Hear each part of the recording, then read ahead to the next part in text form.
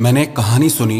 एक बार स्वर्ग से कुछ देवदूत कुछ कॉलेज स्टूडेंट्स के पास आए और उनसे पूछने लगे कि तुम्हें स्वर्ग जाना है या नर्क जाना है। तो उन कॉलेज के स्टूडेंट्स ने कहा, हमें इससे कोई फर्क नहीं पड़ता कि हमें स्वर्ग जाना है या नर्क जाना है। तुम चाहे हमें जहां भी ले जाओ, बस हमारा मोबाइल और फास्ट इंटरनेट वहां पर जरूर होना चाहिए। फिर तुम जहां भी ले जाओ, स्वर्ग है नर्क है, इससे कोई फर्क नहीं पड़ता, बस तुम्हारा इंटरनेट फास्ट होना चाहिए, फिर हम कहीं भी रह लेंगे। आज के जमाने में मोबाइल हमारी जरूरत नहीं, आदत नहीं, हमारी लत बन चुका है। होश ही नहीं रहता कि हम कहाँ पे हैं, क्या कर रहे हैं। कहीं भी किधर भी मोबाइल चलाने बैठ जाते हैं। पहले के जमाने में जब दो लोग लड़ते थे तो आसपास के लोग बीच बचाव का काम करते थे, उनको लड़ने से रोकते थे, या किसी का एक्सीडेंट हो जाता था तो उनकी हेल्प करते थे। फिर समय बदला, फिर लोगों ने बीच बचाव करना छोड़ दिया, लोग तमाशा देखने लगे।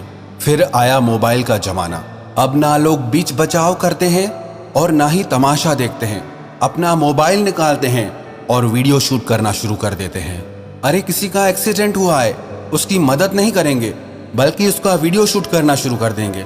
दो लोगों का झगड़ा हो रहा है, कोई उन्हें शांत नहीं कर रहा, लोग उनका वीडियो निकाल रहे हैं, सोशल मीडिया पे अपडेट कर रहे हैं। वो टीवी पे न्यूज़ नहीं दिखाते।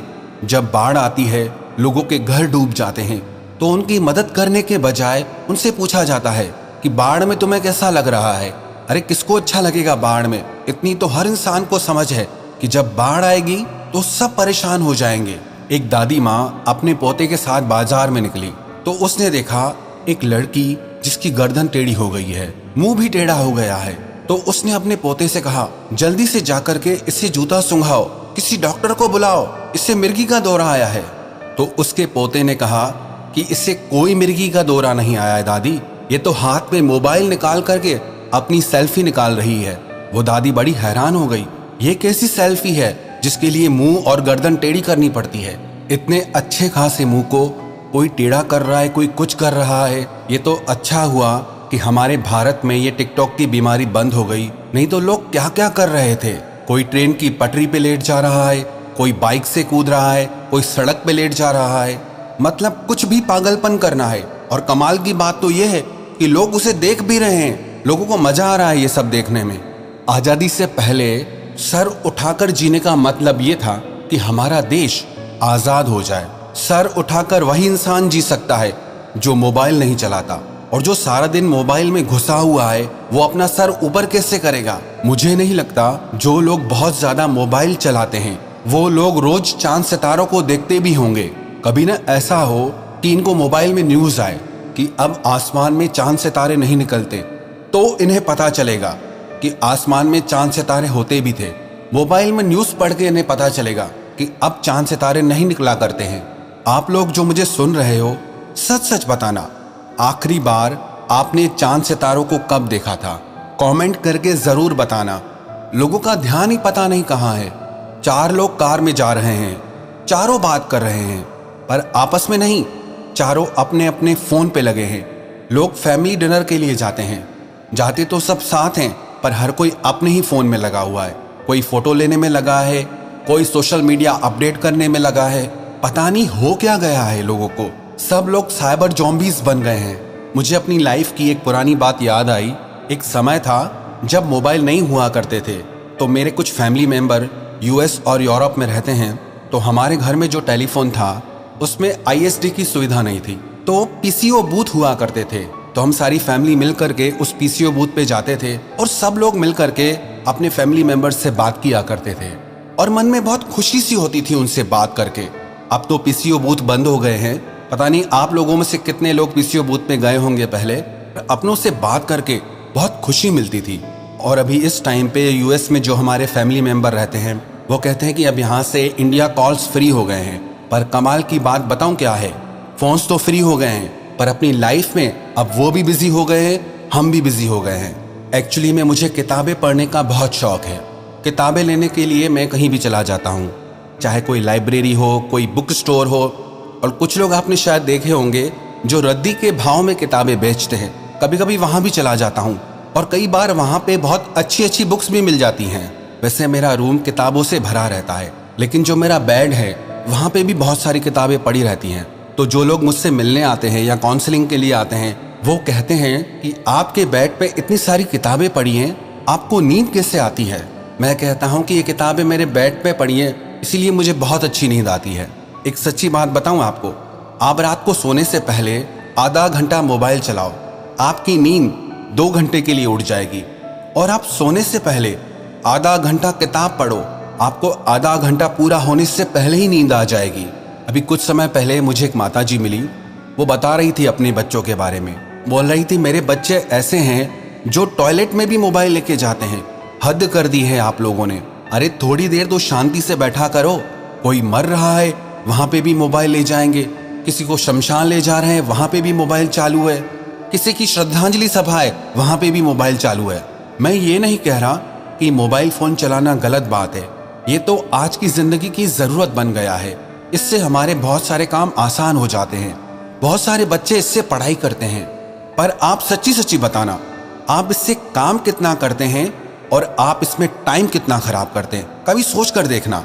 मोबाइल की दुनिया इतनी खतरनाक है, आपको पता ही नहीं चलता कि आपने कब इसमें घंटों निकाल दिए।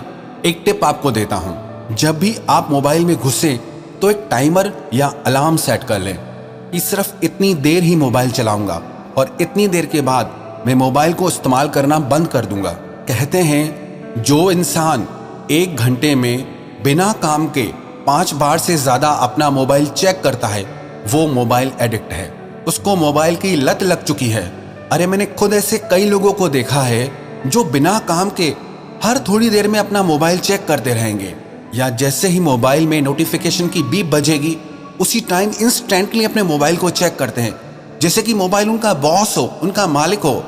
और ये नौकरों की तरह हाथ जोड़कर खड़े हो जाते हैं, हाँ मेरे मालिक आज्ञा करिए। जैसे ही मोबाइल में कोई नोटिफिकेशन आया उसी टाइम मोबाइल हाथ में पकड़ लेंगे।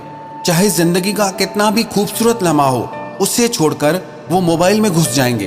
अरे आप लोग जिंदगी जी कहाँ रहे हो? आपको अगर होश हो तो जिंदगी जियो ना। आपको होश कहाँ है जो आप जिंदगी जियोगे? आप तो घुसे पड़े हो मोबाइल में। अब किसी को कहो तो बात बुरी लगती है। अब बुरी लगती है तो क्या करें? जो सच है वो तो है ना, ये सब तो हो ही रहा है ना। मैं कोई झूठ थोड़ी कह रहा हूँ। कहाँ जी रहे हैं हम? पता नहीं कौन सी दुनिया में हम लोग गुम हो गए। होश ही नहीं है किसी को। न किसी का खास दिन याद रहता है, न कोई खास तारीख याद रहती है, न कोई अच्छी बातें याद रहती हैं। सब लोग पता नहीं कहाँ खोए से रहते हैं। रात को सोएंगे तो मोबाइल चलाते हुए सोएंगे, सुबह को उठते ही मोबाइल चलाना शुरू कर देंगे। कुछ और आपकी जिंदगी में इम्पोर्टेंट है या नहीं है? मैंने हमेशा अपने बड़े बुजुर्गों से एक बात सीखी है कि रात को जब आप सोने जाओ तो उस समय पे सारी चीजें छोड़कर परमात्मा को प्रार्थना करके, उनका ध्यान करके फिर सोना चाहिए। उससे आपको बहुत अच्छी नींद आएगी, मन में बहुत अच्छे विचार आएंगे, आपको स्वप्न भी अच्छे आएंगे। और जब नींद से उठो तो आप परमात्मा को प्रार्थना करो, उनका ध्यान करो, जिससे आपका सारा दिन बहुत अच्छा गुजरेगा। मैं सच कहूं, मुझे तो बिल्कुल नहीं समझ आता जो लोग ऐसे सारा दिन मोबाइल में घुसे रहते हैं ना, उनसे क्या बात करें? हम उनसे बात करें, वो हूं करते रहते हैं। उन्हें कुछ समझ ही नहीं आता हम उनसे कह क्या रहे हैं। न उन्हें कुछ सुनाई देता है, न उन्हें कुछ समझ आता है। अगर आपको भी ऐसी जिंदगी अच्छी नहीं लगती है तो प्लीज अपनी लाइफ स्टाइल को चेंज करिए। मोबाइल के गुलाम मत बनिए, उसके बॉस बनिए। जब आपको उसकी जरूरत हो उसका यूज करिए, और जब आपको उसकी जरूरत नहीं है तो आप अपने जरूरी काम करिए।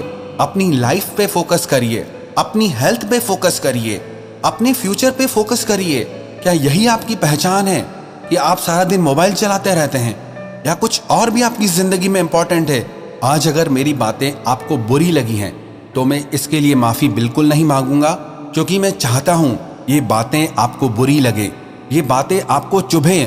तभी आपकी जिंदगी में बदलाव आएगा, तभी आप अपनी जिंदगी में कुछ बड़ा करेंगे। आज से आप खुद से प्रॉमिस करिए कि आप रोज अपनी हेल्थ को जरूर टाइम देंगे, आप रोज मेडिटेशन जरूर करेंगे, आप रोज बुक रीडिंग जरूर करेंगे और अपने परिवार के साथ अच्छा समय बिताएंगे। मोबाइल का सिर्फ उतना ही इस्तेमाल करेंगे जितना जरूरी है। अगर आप चाहते हैं ना कि आपकी जिंदगी में कुछ चेंज आए तो उसके लिए आपको चेंज होना पड़ेगा। जब आप चेंज होंगे तभी आपकी लाइफ भी चेंज होगी।